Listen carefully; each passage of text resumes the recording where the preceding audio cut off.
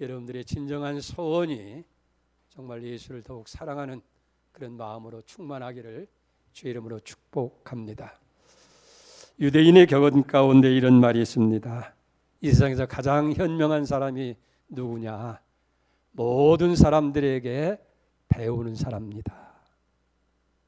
이 세상에서 가장 강한 사람이 누구냐? 자기를 이기는 사람이다. 이 세상에서 가장 부유한 사람이 누구냐?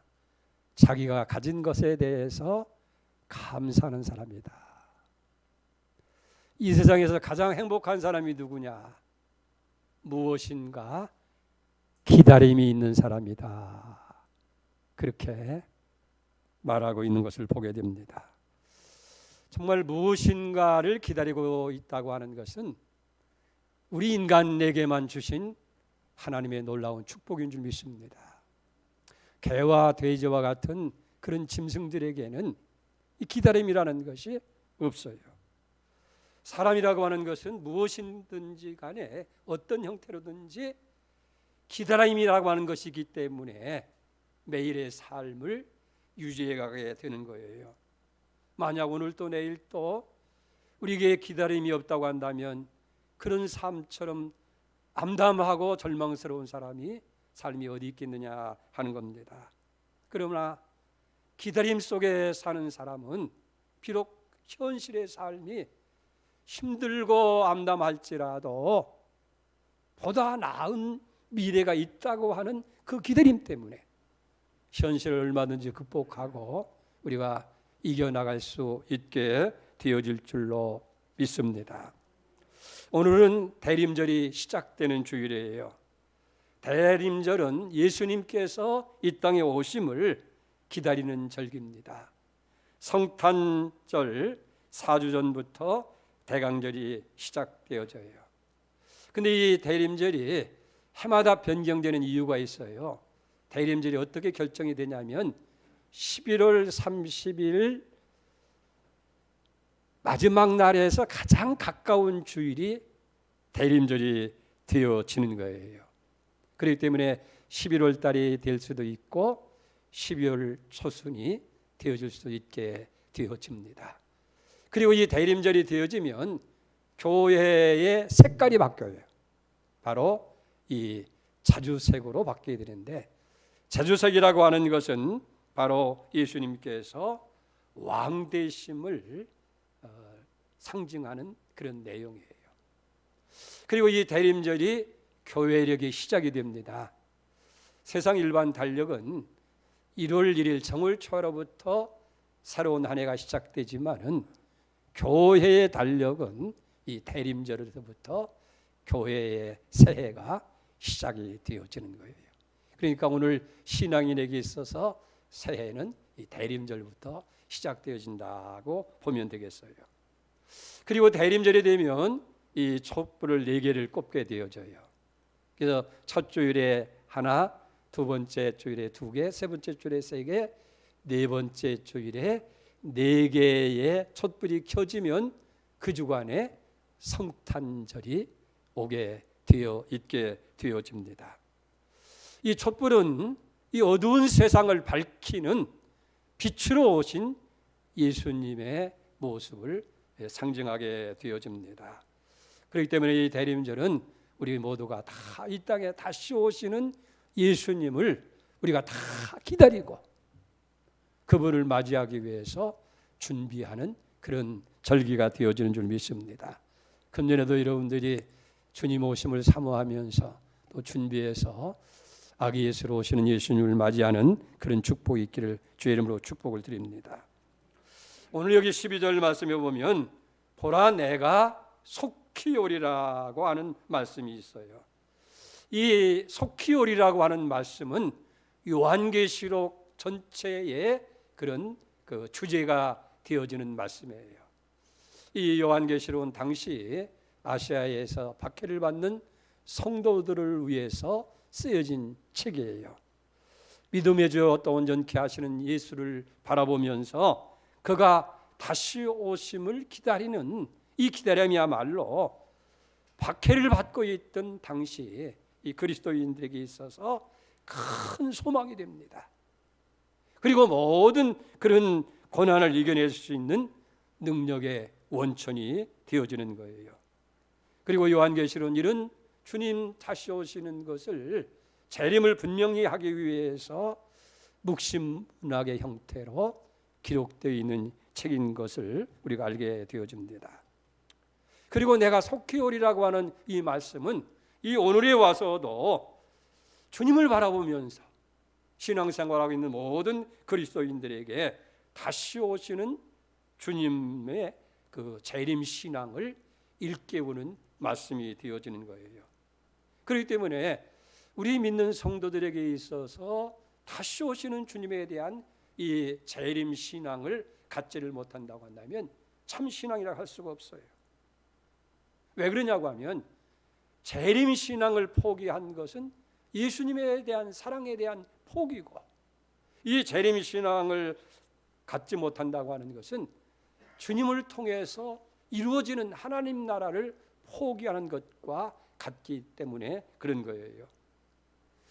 가령 어떤 사랑하는 남자가 해외로 이제 유학을 떠났다고 생각합시다.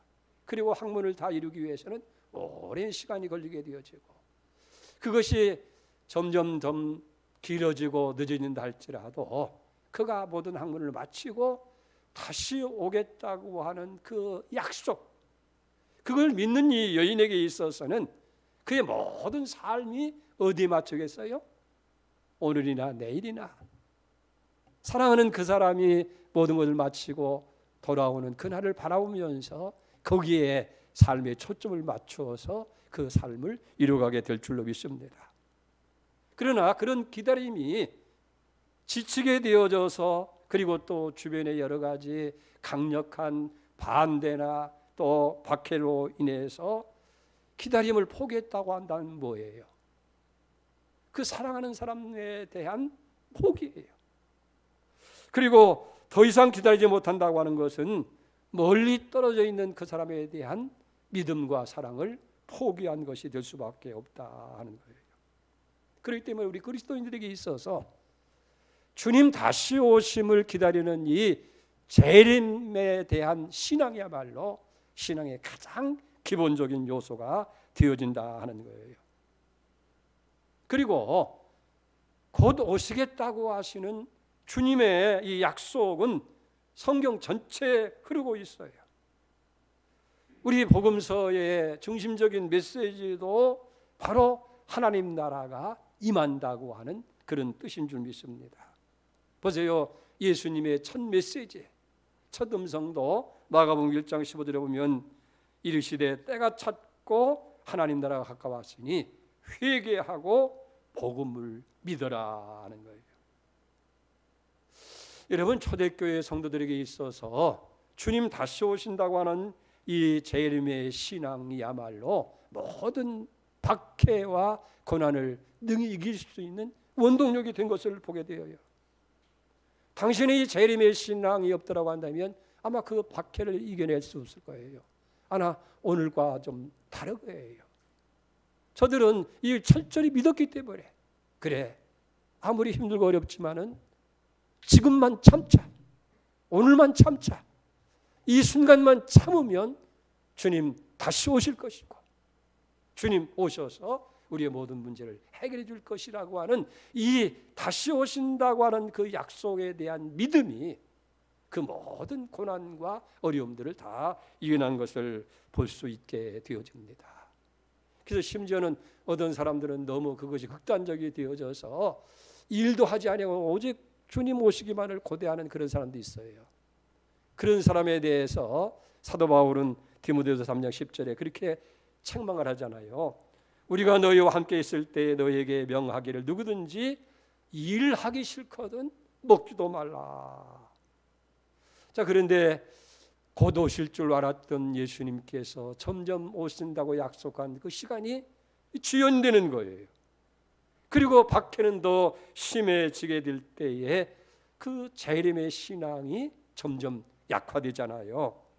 그래서 베드로 후서에 보게 되어지면 재림을 믿지 않는 사람들이 일어나서 교회를 혼란하게 만드는 그런 일도 있게 되어져요. 그래서 베드로는 그런 자들을 경계하라고 베드로후서 3장 3절에 그렇게 말씀하고 있어요. 먼저 이것을 알지니 말세에 조롱하는 자들이 와서 자기의 정욕을 따라서 행하며 조롱하여 이르되 주께서 강림하신다는 약속이 어디 있느냐?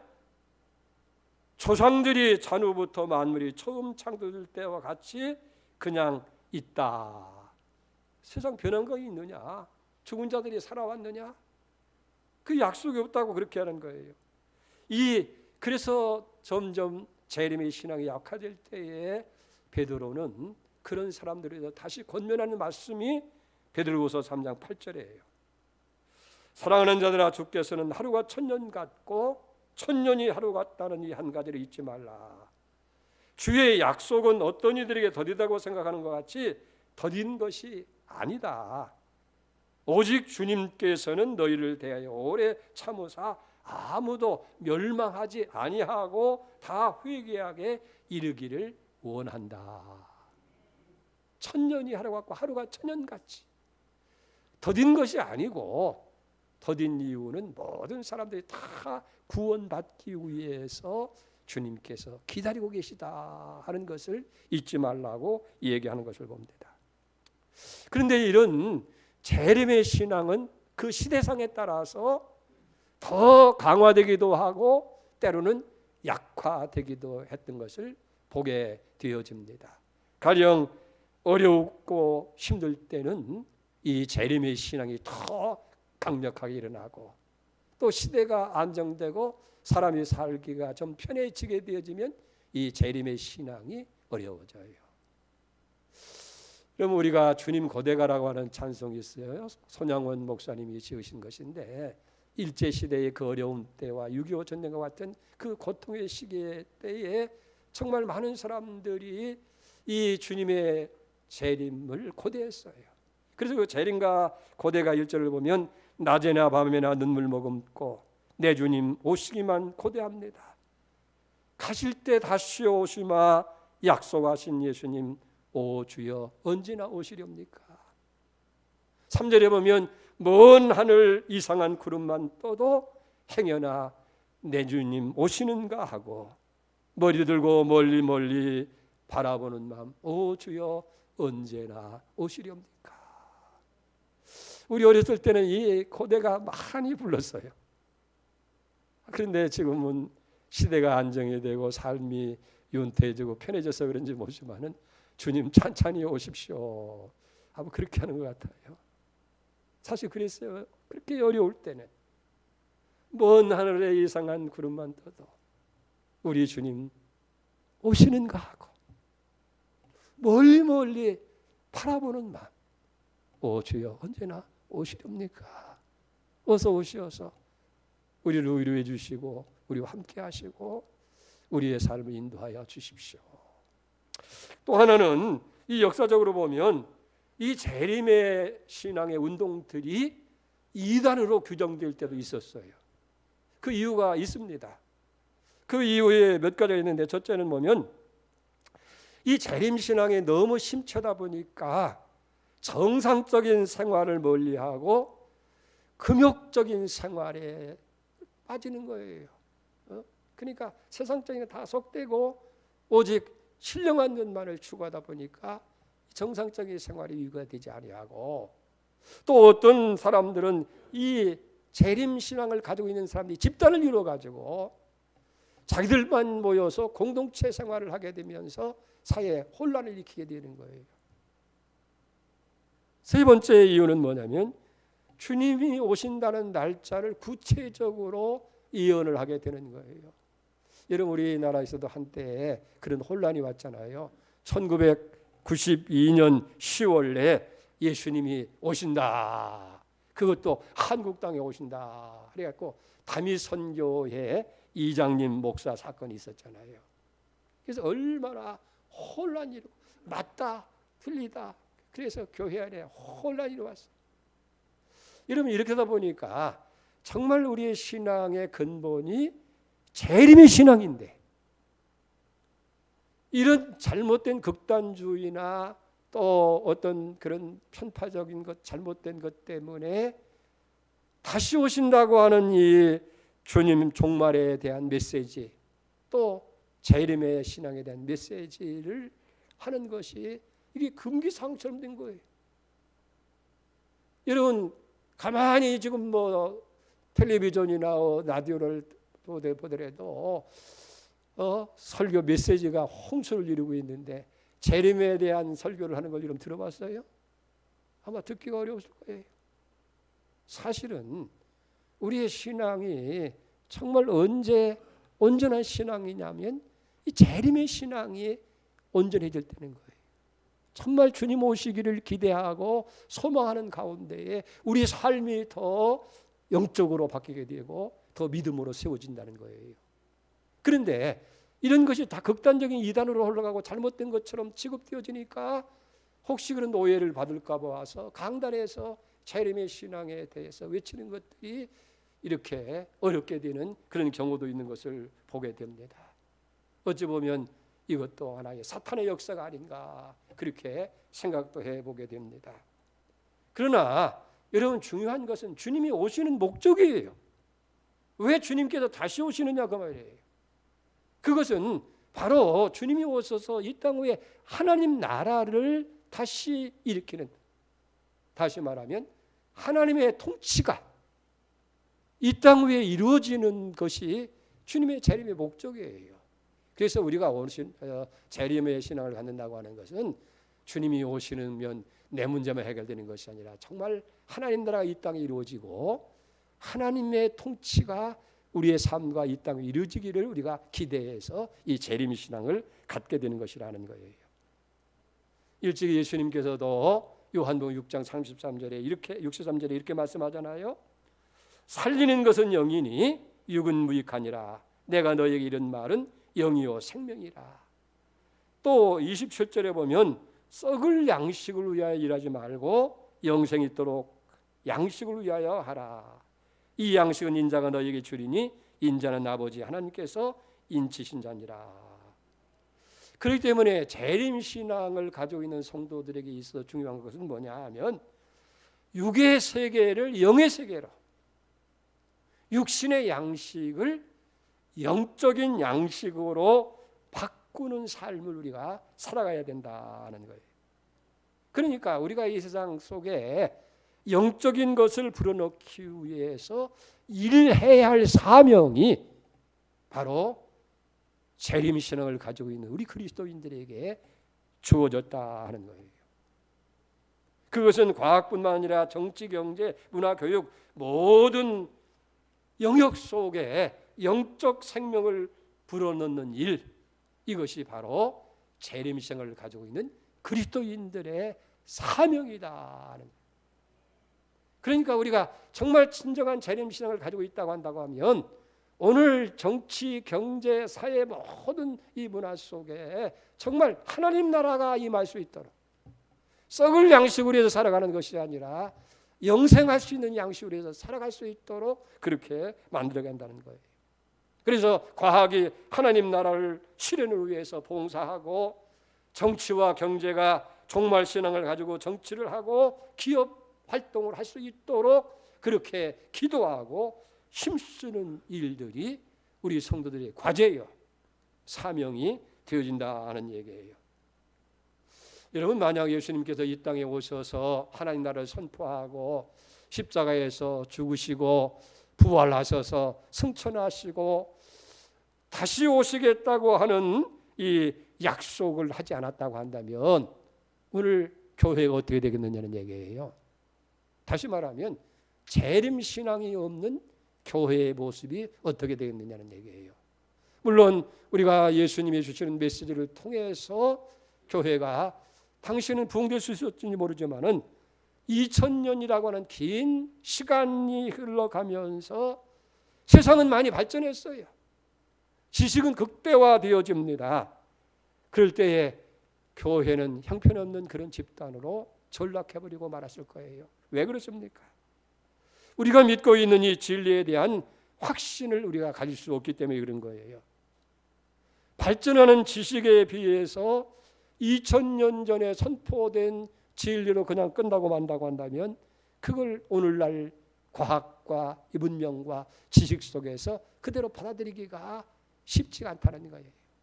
예를 들면 우리가 어렸을 때 절대 진리로 알고 있던 것들이 성장하고 장성해서 보면 이게 아무것도 아닌 것처럼 그렇게 알게 되는 게 있어요. 가령 보면 우리 아이들은 부모에 대해서, 아버지에 대해서 절대적입니다.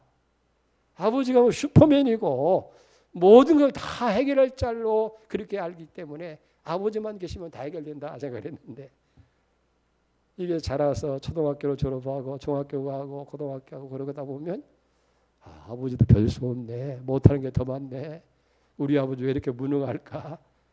이게 지식이라는 것이 그렇게 될 수밖에 없다는 얘기예요. 그러나 예수님께서 하나님 나라를 선포하시고 승천하신 후에 다시 오시마 약속한 것은 예수님께서 선포하신 이 진리의 말씀이 절대 진리라고 하는 것을 우리에게 인식시키기 위해서, 다시 얘기한다고 한다면 이 진리를 절대 보증하기 위해서 다시 오시마라고 주님께서 약속하게 되신 줄로 믿습니다. 그렇기 때문에 우리 주님께서 선포하신 모든 진리가 어느 한 시대에만 유통되어지는 그런 진리가 아니고 영원한 진리인 것을 보여주시기 위해서 실질적으로 재림을 약속하신 거예요. 자, 보세요. 오늘 13절에 보면 나는 알파와 오메가요, 처음과 마지막이요, 시작과 마침이니라.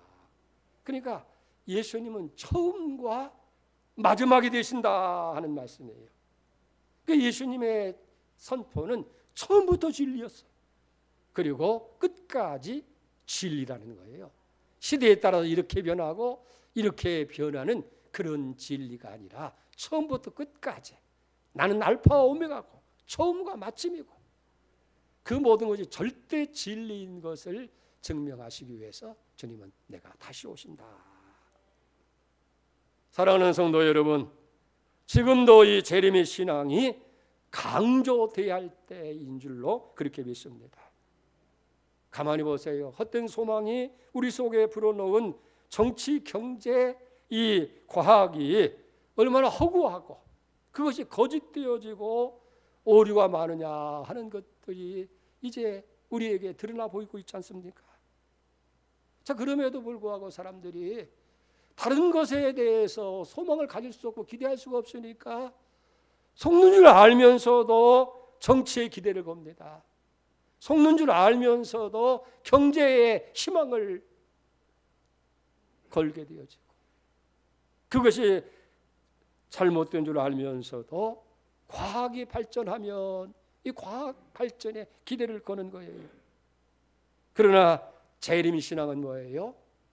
사람들로 하여금 그런 기대가, 그런 희망이 이 잘못되어졌다고 어리석다고 하는 것, 허무하다고 하는 것을 일깨워 주는 것이 바로 재림신앙이라는 거예요. 그렇기 때문에 오늘 사회가 혼란하고 경제적으로 힘들고 어려울 때에 우리는 다시 주님 다시 오신다고 하는 이 재림의 신앙을 우리가 더 힘있게 선포하고 믿어야 될 줄로 그렇게 믿습니다. 그래서 주님은 오늘 또 이 말씀을 통해서 내가 속히 오리라고 그렇게 말씀하고 있는 거예요. 사랑하는 여러분, 정치가 우리를 실망시키고 경제가 우리를 허탈하게 만들고 세상이 우리를 불안하게 만들 때에 주님께서 다시 오시겠다고 하는 이 약속의 메시지는 세상에 멀었던 우리의 눈과 귀를 열게 만드는 거예요. 그리고 이 세상에 가졌던 그런 미련을 버리게 하고 깊어가고 있는 이 역사의 밤을 파수하면서 아침을 우리가 만들어가게 되는 줄로 믿습니다.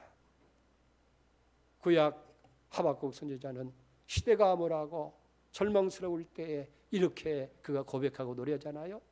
하박국 3장 17절에 보면 비록 무화과 나무가 무성하지 못하며 포도나무에 열매가 없으며 감람나무에 소출이 없으며 밭에 먹을 것이 없으며 우리의 양이 없으며 외양간에 소가 없을지라도 나는 여호와로 말미암아 즐거워하며 나의 구원의 하나님을 말미암아서 기뻐하리라. 자, 얻고 없는 상황 속에서도 오직 여호와 하나님, 그 하나님으로 말미암아서 즐거워하고 그 하나님으로 말미암아서 희망을 가질 수 있다 하는 것. 그렇습니다. 지금 우리도 모든 것을 잃어버릴 위기의 시대를 우리가 살아가고 있는 거예요. 그러나 우리의 희망은 무화과나무나 포도나 밭에 있는 채소에서 둬지는 곡식에 많고 적음에 있지 아니하고 이 역사의 처음과 나중이 되시고 주관자가 되시는 예수님이 있기에 우리가 어려운 시대 속에서도 절망하지 아니하고 고통스러움 가운데서도 낙심하지 아니하고 그분을 기다리는 신앙을 갖게 되는 줄로 믿습니다. 내가 속히 오리라. 이 말씀은 빨리 온다고 하는 의미도 있지만은 더 중요한 것은 갑자기 오신다는 거예요. 성경에 보면 도적같이 오실 것이라. 어느 순간 갑자기 오셔서 우리의 모든 것을 다 회복시키고 우리의 교회를 회복시키고 우리의 사회와 직장과 민족을 회복시키고 인류를 회복시키는 그런 놀라운 일을 이룰 줄로 믿습니다. 자, 결론적으로 그러면 우리가 이 다시 오신다고 하는 주님의 약속을 믿으면서 재림 신앙을 가진 성도는 어떻게 신앙생활을 해야 되느냐 하는 얘기예요. 오늘 7절을 봅시다. 보라, 내가 속히 오리니 이 두루마리의 예언의 말씀을 지키는 자는 복이 이 말이라. 첫째는 두루마리의 책 예언의 말씀을 지키는 자가 되어야 된다 하는 거예요. 여러분, 이 두루마리 책이라고 하는 것은 요한계시록을 의미도 하고 성경 전체를 의미하는 거예요. 그러니까 재림신앙을 가진 사람은 어떤 삶을 가져야 되느냐면 하나님의 말씀을 지키는 자가 되어야 되는 거예요. 왜 그렇습니까? 요한계시록 1장 3절에 보면 이 예언의 말씀을 읽는 자와 듣는 자와 그 가운데 기록한 것을 지키는 자들이 복이 있나니 때가 가까움이라. 말씀을 지킬 때에 복을 약속하는 거예요. 어떤 복성인가 보십시다. 첫째는 생명나무의 열매를 먹게 해주시는 거예요. 요한계시록 1장 7절에 보니까 귀 있는 자는 성령이 교회들에게 하시는 말씀을 들을지어다. 이기는 그에게는 내가 하나님의 낙원에 있는 생명의 열매를 주어 먹게 하리라. 만국을 다스리는 권리, 요한계시록 2장 26절입니다. 이기는 자와 끝까지 내 일을 지키는 그에게 만국을 다스리는 권세를 주리니. 세 번째는 시험의 때를 면케해 준다는 거예요. 요한계시록 3장 10절, 내가 나의 인내의 말씀을 지켰은즉 또한 너를 지켜 시험의 때를 면케하리니 이는 장차 원생에 임하여 땅에 거하는 자들을 시험할 때라. 네 번째는 하나님의 영광의 보좌에 함께 앉게 해주신다는 거예요. 이기는 그에게 내가 내 보좌에 함께 앉게 하여 주기를 내가 이기고 아버지 보좌에 함께 앉는 것 같이 하리라. 어떤 자에게? 약속의 말씀, 예언의 말씀을 지키는 자들에게 생명의 열매를 먹게 하십니다. 만국을 다스리는 권세를 주십니다. 그리고 하나님의 영광의 보좌에 앉게 하시고 모든 시험의 때를 면케하는 그런 복을 주신다 하는 거예요. 두 번째는 오셔서 주시는 상을 받도록 열심히 일하라는 거예요. 이 12절 보세요. 보라, 내가 속히 오리니 내가 줄 상이 내게 있어 각 사람에게 그 행한 대로 갚아주리라. 여러분, 주님 오시는 것이요 초림이라고 했잖아요.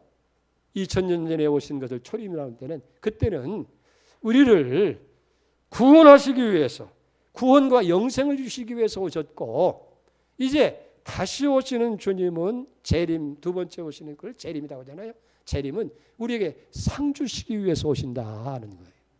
그래서 내가 속히 오리니 내게 줄 상이 있어서 각 사람에게 각자 사람에게 그 일한 대로 갚아주리라. 이게 얼마나 소망이에요.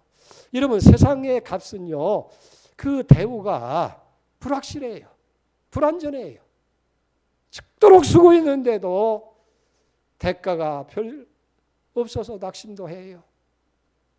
큰 수고도 않고도 그냥 덤으로 얻어지는 그런 것도 있지만은, 그러나 예수님께서는 우리가 각 사람이 행한 대로 다 갚아준다는 거예요. 여러분들이 눈물로 기도한 그 기도에 대한 보상이 있을 줄 믿습니다. 사랑의 수고와 그리고 물질의 정성과 헌신, 그리고 교회와 복음을 위해서 여러분들이 수고한 것 다 주님께서 기억하고 계시다가 다시 오신 그날 여러분들에게 다 상으로 안겨 줄 줄 믿습니다. 그렇기 때문에 우리는 그 상급 받도록 일해야 돼요. 주님 오실 때 내가 아무것도 받을 것이 없어서 부끄러워서 그저 의자 밑에 숨는다든지 얼굴을 돌린다면 얼마나 불행한 일이에요. 이 지금부터 하면 돼요. 내일 오실지 무엇이 올지 우리는 알 수가 없지만 갑자기 오시는 그날에 정말 주님께서 내가 속히 와서 내게 줄 상이 있어서 너희 수고한 대로 내가 갚아주겠다. 여러분들이 교회를 위해서 충성하고 사랑하는 사람들의 복음을 전하고 사랑하는 가족과 이웃들에게 그리스도의 이름을 가지고 수고한 모든 것에 대한 보상, 상급이 반드시 있을 줄로 믿습니다. 마지막 세 번째는 날마다 죄를 회개하는 삶을 살아야 된다는 거예요. 오늘 14절을 보습니다. 자기 두루마기를 빠는 자는 복이 있나니 이는 그들이 생명나무에 나가며 문들을 통하여 성에 들어갈 권세를 받음이라. 여러분, 계속해서 말씀드리지만은 우리 믿는 성도들의 궁극적인 목적은 어디 있느냐면 천국에 있는 거예요. 이 땅에서 얼마나 잘 살고 못 살았냐는 것도 중요하지만은 더 궁극적인 목적은 우리 모두가 다 하나님 나라에 가는 것이라는 거예요. 그런데 우리 모두가 다 하나님 나라에 가기 위해서는 어떻게 해야 되겠느냐? 여기 두루마리를 빠는 자가 되어야 된다는. 이 두루마기라고 하는 것은 의의 옷을 얘기하는 거예요. 의의 세마포. 이 구원의 옷을 얘기하는 거예요. 빤다고 하는 것은 뭐냐면 예수님을 주님으로 고백하고 우리의 죄를 회개하는 것을 의미하게 되는 거예요. 그렇기 때문에 다시 말하면 예수 그리스도의 피로 말미암아서 우리는 다 구원받은 성도들 아니에요? 그래서 이제 예수님께서 우리가 예수를 믿는 사람들에게 전부 다 이제 구원이라고 하는 의의 세마포들 옷을 입혀줬어요. 근데 제약된 세상을 살다 보니까 이게 자꾸 새 옷이 더럽혀지는 거예요. 이게 날마다 예수의 보혈로 이것을 성결하고 정결하도록 빠른 자가 되어야 된다는 얘기예요. 그러니까 그건 뭐냐면 죄를 회개하는 거예요. 만일 우리가 우리의 죄를 자백하고 회개하면 하나님이 의로우사 우리를 사하신다 그랬잖아요. 그 아들 예수의 피가 우리를 모든 죄에서 깨끗게 하신다고 하셨잖아요. 그러니까 날마다 예수의 보혈 앞에 나가서 우리의 죄를 회개할 때에 우리에게 주신 이 구원의 옷을 깨끗하게 빠는 그런 역사가 있게 되어진다 하는 거예요. 그래서 요한계시록 7장 13절에 보니까 장로 중 하나가 응답하여 나에게 이르되 이 흰옷을 입은 자들이 누구며 또 어디서 왔느냐?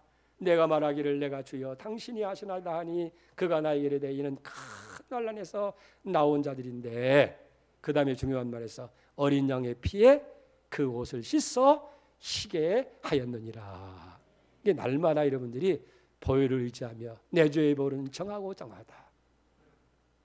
우리 주의 보혈로 날마다 여러분들이 심령을 여러분들이 구원의 옷을 빠는 역사가 있어야 될 줄로 믿습니다. 그래야 우리는 구원받은 성도로 세마포를 입고 의의 보좌 앞에 나가게 될 줄로 믿습니다. 여러분, 주님은 속히 오십니다.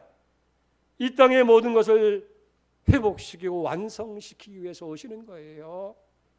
하나님의 나라가 이 땅에 임하고 하나님의 통치가 만들어지는 거예요.